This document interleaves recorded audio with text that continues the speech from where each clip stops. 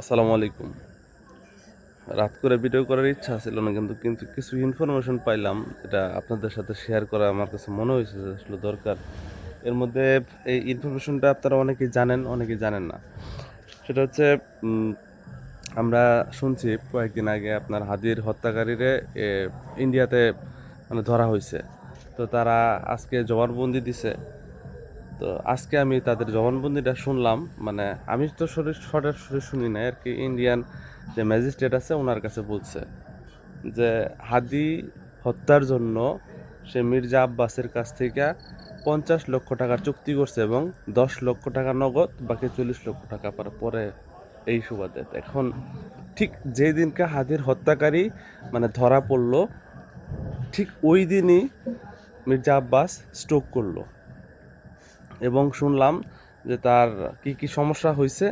তো এটা বাংলাদেশে ট্রিটমেন্ট হয়ে গেছে, কিন্তু মানে ইনকেস সেফটির জন্য মানে সিঙ্গাপুর নেওয়া হয়েছে। অর্থাৎ মির্জা আব্বাস হয়তো জানতো যে হাদির হত্যাকারী, এই যে কি নাম, নামটা আমার মনে নাই, হাতির হত্যাকারী যে আছে যে ধরা পড়ছে, সে টুডে ও টুমোরো তার নামটা বলে দিতে পারে। এই জন্য সে মানে একটু বাইপাস করে চলে গেছে। তখন এই জিনিসটা মাথায় ধরে নাই। আমার একজন বলছিল যে আহ, অনেকেই বলতেছিল যে হাদির হত্যার জন্য ইয়ের জন্য মানে কি বলে, ওই মির্জা আব্বাসের যে অসুস্থ হওয়ার কারণে, মির্জা আব্বাস অসুস্থ হওয়ার কারণে আপনার নাসিরুদ্দিন পাটোয়ারি দায়ী, এইটা সেটা অনেক কিছু বলতেছিল। তখন একজন বলল যে তুমি এইটা বুঝো না কে, এদিক দিয়ে হাদির হত্যাকারী ধরা পড়ছে, তো এই দিক থেকে যদি মির্জা আব্বাস, তো এটা সেফ এক্সিটও হইতে পারে।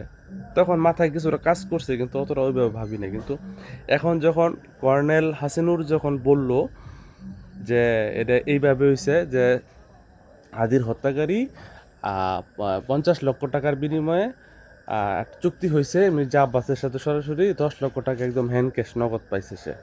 পায়া এটা সে কিন্তু বলছে একদম ইয়ের কাছে, আপনার ম্যাজিস্ট্রেটের কাছে, ইন্ডিয়ান যে ম্যাজিস্ট্রেট আছে, ম্যাজিস্ট্রেটের কাছে স্বীকার করছে যে 10 লক্ষ টাকা সে নগদ নিছে এবং 40 লক্ষ টাকা মানে পরে পাবো আর কি, এই ভিত্তিতে আর কি তাদের সাথে চুক্তি হয়েছে।